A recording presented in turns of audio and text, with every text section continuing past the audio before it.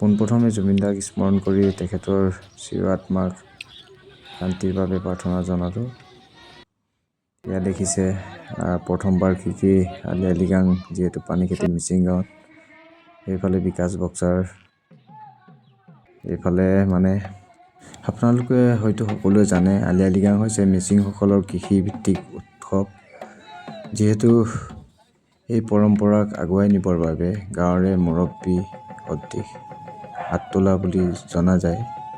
তেখেতক আদৰিবৰ কাৰণে সমূহ ৰাইজে একত্ৰিত হৈছে। যিহেতু মাংগলিক কাৰ্য বুলিলে আচলতে গছ বন সকলো সেউজীয়া আৰু ৰং বিৰঙেৰে ভৰি পৰে। মিচিং ভাই বন্ধুসকলে ফাগুনৰ প্ৰথম বুধবাৰে এই উৎসৱটি পালন কৰে। যিটো সময়ত গছ বন জীপাল হৈ উঠে, ৰঙীন হৈ উঠে, সেই সময়তে ফাগুনৰ প্ৰথম বুধবাৰে মিচিং লোকসকলে আলি আই লৃগাং উৎসৱটি পালন কৰে। ইফালে গাঁৱৰে জীয়াৰী বোৱাৰীসকলে তেখেতসকলক মূল ঠাইলৈ আদৰি লৈ যাব। যিহেতু খেতি বাতি কেনেকৈ কৰা হয়, কেনেকৈ নীতি নিয়মবোৰ কৰা হয়, এই বিষয়ে আপোনালোকক দেখাম। আপোনালোকে ভিডিঅ'টো শেষলৈকে চাই থাকিব। অতি উলহ মালহেৰে ঢোলে ডগৰে তেখেতসকলক আগুৱাই লৈ যাব মূল ঠাইখিনিলৈ। আপোনালোকে ভিডিঅ'টো চাই থাকক।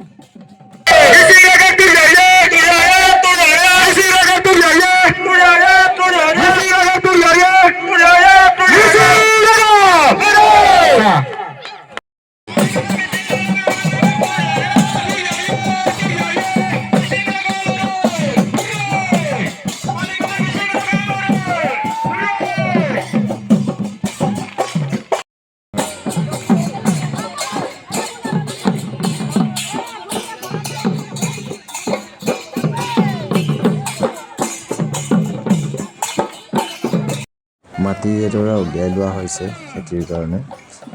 চাৰি চুকত 4ডাল পিৰ ৰুই দিয়া হৈছে। তাৰে লগত আপোনাৰ চাৰিওফালে বগা সূতা মেৰিয়াই দিয়া হৈছে আৰু চাৰিওফালে কপাহ লগোৱা হৈছে। দেখা পাইছে আপোনালোকে। এতিয়া মুৰব্বীগৰাকীয়ে কোৰ মাৰিব, কোৰ মাৰি আপোনাৰ জাবৰ চাফা কৰিব, বীজ সিঁচিব। আহু ধানৰ খেতি আছিলে, যিহেতু আগতে বীজ সিঁচা হৈছিল।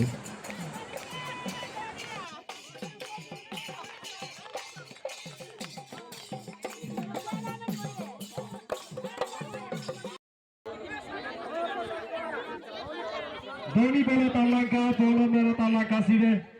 Aping.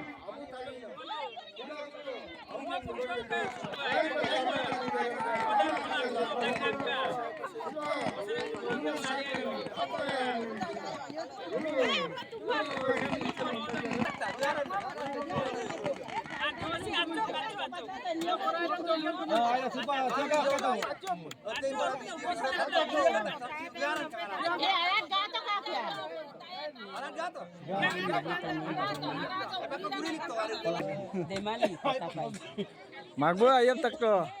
Jujur pe.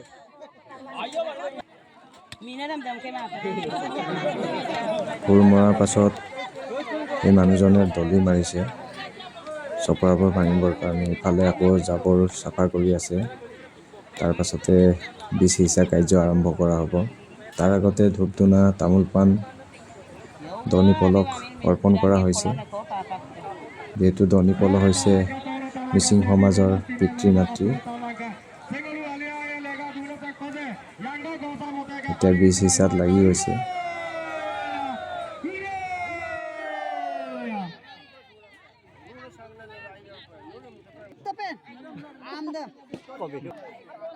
বীজ সিঁচাৰ পাছত ধাননিৰ মাজত নানান ধৰণৰ বন গজে। এই বনখিনি চাফা কৰা হৈছে।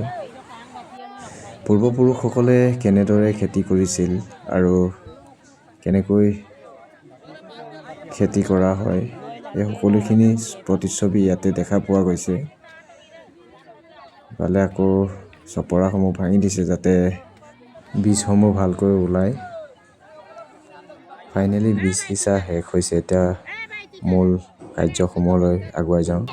এইফালে মাছ, সংবাদদাতাসকলে এইফালে ভিডিঅ' শ্বুট কৰি আছে। তাৰ মাজতে আমাৰ মিচিং ভাই বন্ধুসকলে গুমৰাগ নৃত্য, লত্তা, চমান এই সকলোখিনি আগুৱাই লৈ গৈছে।